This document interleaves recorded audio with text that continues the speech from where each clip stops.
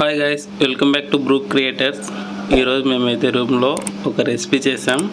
అదేదో మీకు ఒకసారి చూపిస్తాను. మేము మష్రూమ్ పలావ్ చేసుకొని తిన్నాము. సూపర్గా వచ్చింది. అసలు ఎలా చేయాలంటే, ఫస్ట్ ఆయిల్ నెయ్యి తీసుకొని కొంచెం వేడయ్యాక పోపు గింజలు వేసి చెక్క లవంగా బే లీఫ్ వేయాలి. కాసేపు తర్వాత ఆనియన్ వేయాలి.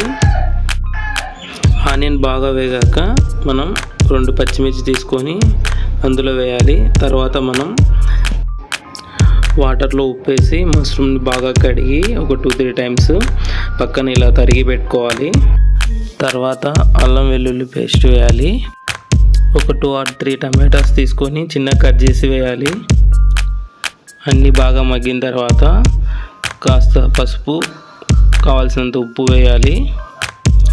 నెక్స్ట్ కొరియాండర్ పౌడర్, కారం యాడ్ చేయాలి. తర్వాత పెరుగు, కొత్తిమీర, పుదీనా యాడ్ చేయాలి.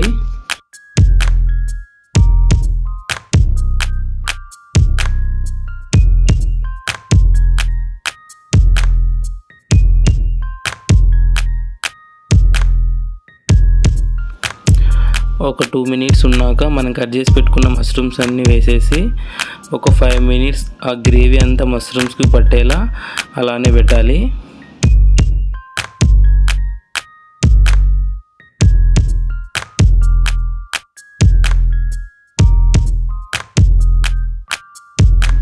ఒక 1/2 hour ముందే మనం బియ్యం నానబెట్టి పెట్టుకోవాలి.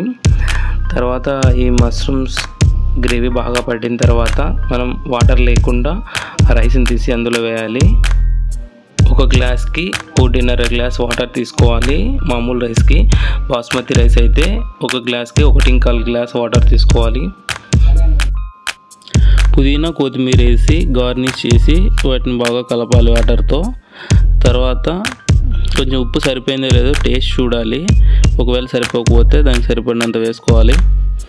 తర్వాత లాస్ట్లో ఒక స్పూన్ నెయ్యి అయితే వేయాలి, ఎందుకంటే ఇది టేస్ట్ బాగా ఉంటుంది. తర్వాత మూత పెట్టి బాగా ఉడకనివ్వాలి.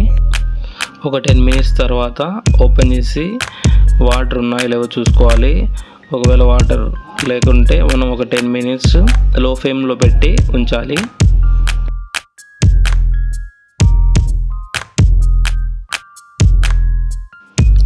ఇంకా మష్రూమ్ పలావ్ అయితే రెడీ అయింది. మా వాళ్ళంతా వెయిట్ చేస్తున్నారు తినాలని. ఇంకా మేము వెళ్ళేసి తినేస్తాం. దీని కాంబినేషన్లోకి రైతా, గోంగూర పచ్చడి బాగుంటుంది.